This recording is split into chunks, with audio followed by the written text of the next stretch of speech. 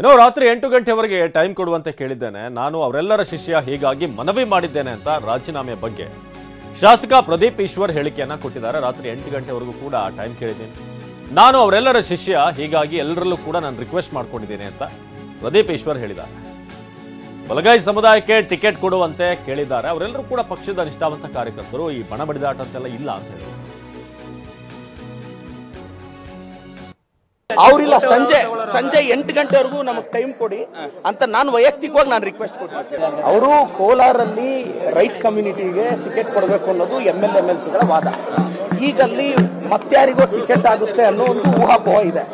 But ನಿಮಗೆ ಎಷ್ಟು ಗೊತ್ತೋ ನನಗೂ ಅಷ್ಟೇ ಗೊತ್ತಿದೆ. ಬಟ್ ನಾನೊಂದು ನಿಷ್ಠಾವಂತ ಕಾರ್ಯಕರ್ತನಾಗಿ ಅವರೆಲ್ಲರ ಶಿಷ್ಯನಾಗಿ ನನ್ನ ಗೆಲುವಲ್ಲಿ MC ಸುಧಾಕರ್ ಸರ್ ಇವರೆಲ್ಲರ ಪಾತ್ರ ಇದೆ. ಸೊ ನಾನು ಅವ್ರನ್ನ ರಿಕ್ವೆಸ್ಟ್ ಮಾಡ್ತಿದ್ದೀನಿ, ದಯವಿಟ್ಟು ಸಬ್ಮಿಟ್ ಮಾಡಬೇಡಿ ಅಂತ. ಸೊ ಕಾದ್ ನೋಡೋಣ. ಬಣ ಬಡಿದಾಟ ಅನ್ನೋದು ಏನೂ ಇಲ್ಲ ನೋಡಿ.